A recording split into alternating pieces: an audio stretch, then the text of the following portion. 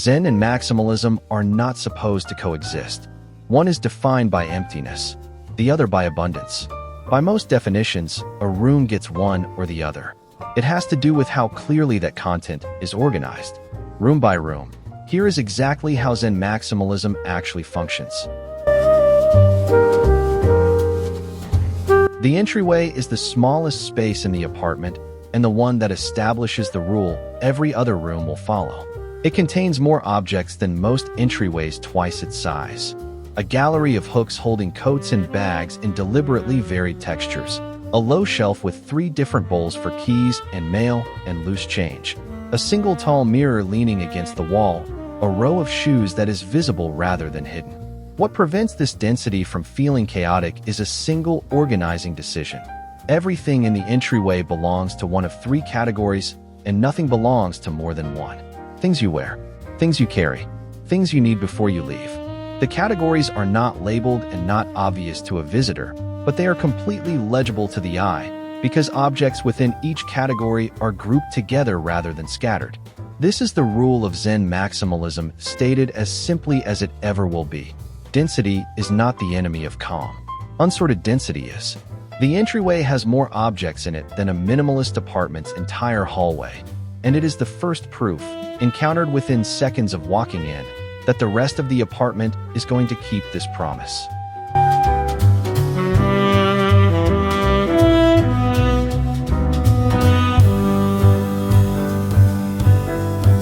The living room is the apartment's clearest demonstration of Zen maximalism, because it is the room with the most objects and the room that visitors most consistently describe as calm, a contradiction that only resolves once you see how the density is structured.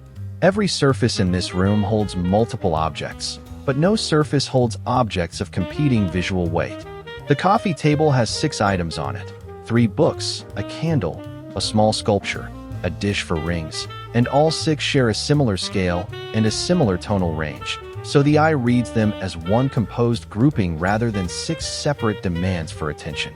The wall behind the sofa is covered, genuinely covered, with art in mismatched frames. But every frame is either black or aged brass, which means 30 different pieces of art read as one coherent collection rather than 30 competing focal points. This is the mechanism that most attempts at maximalism miss. Density tolerates almost any quantity of objects as long as those objects share enough visual common ground to be processed as groups rather than as individuals. The living room has more in it than most apartments, 3 times its size. It also has fewer distinct visual categories for the brain to sort, because everything has been deliberately related to something else in the room.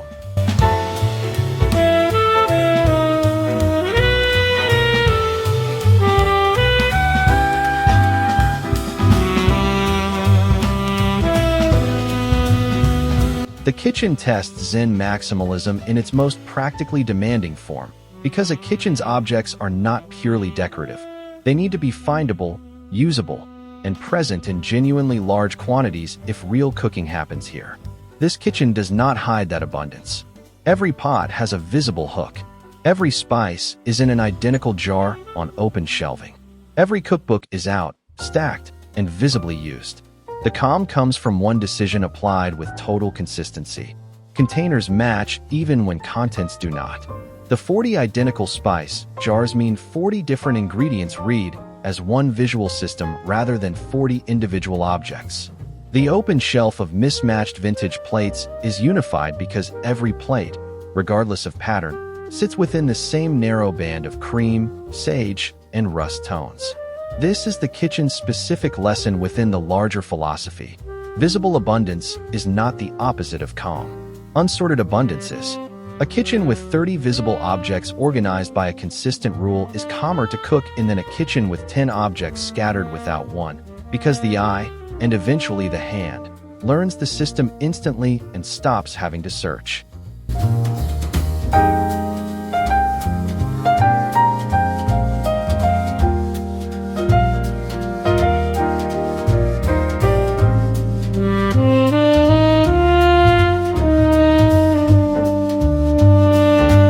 The reading corner is the single most object-dense space in the apartment, and, by a wide margin, the room every visitor describes as the calmest.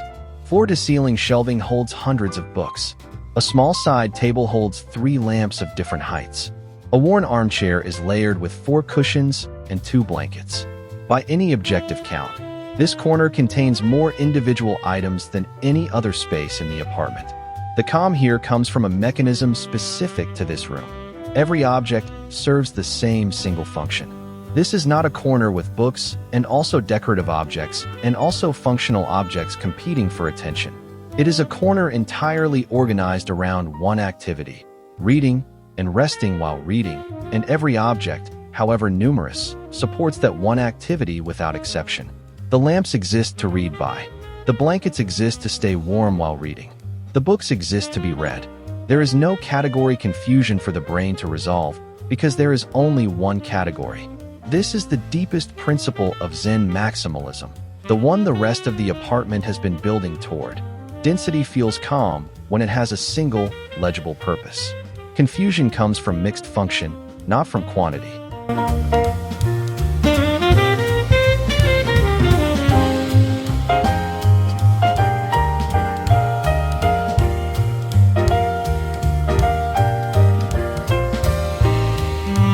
The bedroom is the one space in the apartment that deliberately abandons the Zen maximalism approach found everywhere else. And the apartment is more coherent, not less, for making this single exception clearly. Walk from the living room into the bedroom and the density drops immediately and completely. One bed, one lamp on each side, one piece of art, walls almost entirely bare. The contrast with every other room is not accidental. It is the specific design decision that makes the maximalism in the rest of the apartment work as well as it does. A space that is maximalist everywhere, with no exception, eventually loses the contrast that makes density legible as a choice rather than a constant condition. The bedroom's emptiness gives the eye and the nervous system a place to fully exhale after the deliberate richness of every other room. It also retroactively confirms that the density elsewhere was a decision and not an inability to edit, because the same person who filled the living room with 60 objects chose, in this one room, to keep almost nothing. That capacity for restraint, demonstrated once, makes every other room's abundance read as intentional rather than uncontrolled.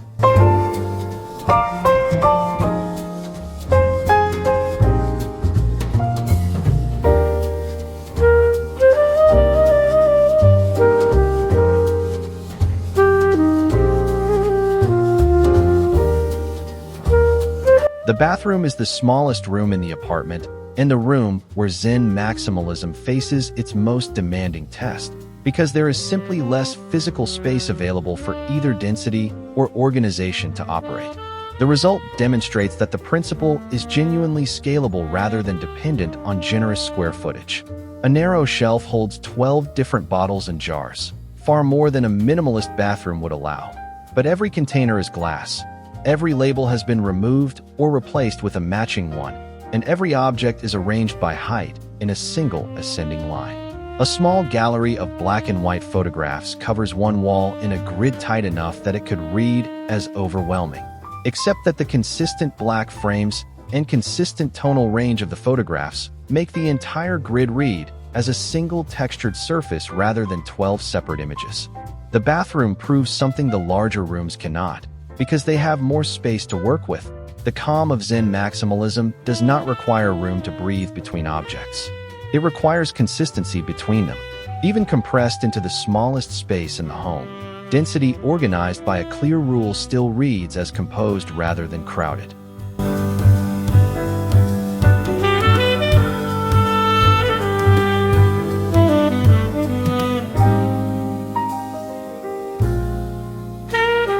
The hallway connecting the living spaces to the bedroom is the detail that most maximalist apartments overlook entirely, and its absence is usually the reason a maximalist apartment starts to feel exhausting rather than rich. This apartment treats the transition between its densest room and its emptiest one as a space in itself, with its own deliberately calibrated level of density. Neither as full as the living room nor as bare as the bedroom, but a specific midpoint between them. A single run of 3 small framed prints. One narrow console table with 2 objects. Nothing else.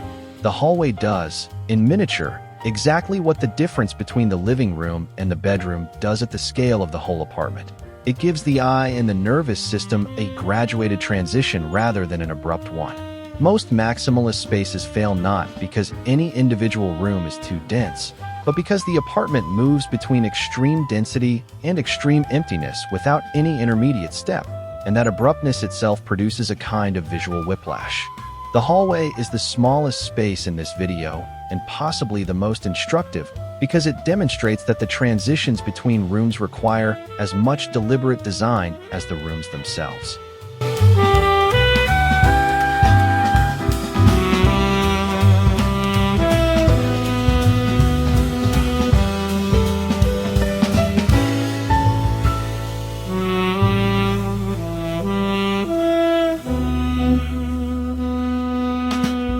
The workspace contains more individual objects per square meter than any other room in the apartment.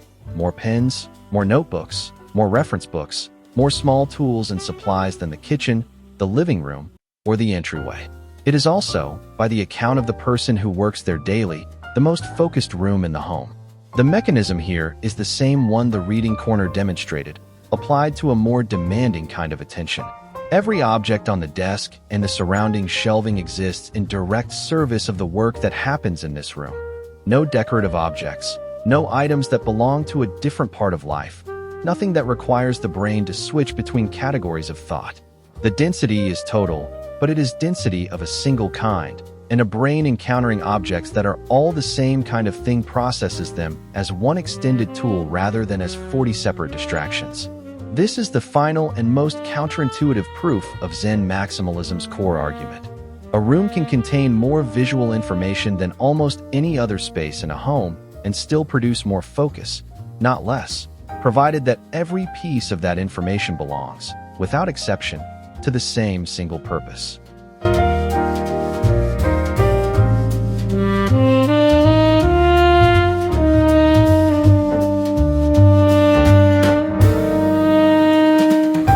Walk through all 8 spaces in sequence, and one thread becomes visible that none of the individual rooms reveal on their own.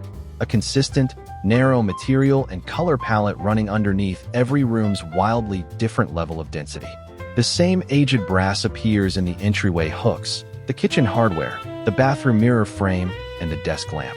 The same band of cream, sage, and rust appears in the kitchen plates, the living room cushions, and the hallway prints. This underlying consistency is what allows the apartment's room-to-room shifts in density, from the extreme fullness of the reading corner to the near emptiness of the bedroom, to feel like variations within one coherent home rather than like 8 unrelated experiments in different styles. The palette is the quiet, constant thread. The density is the variable that changes room by room according to each space's specific function. Zen maximalism, demonstrated across an entire apartment rather than a single room, turns out to require 2 decisions held simultaneously: a consistent visual language that never changes, and a willingness to let the amount of that language vary dramatically depending on what each room is actually for.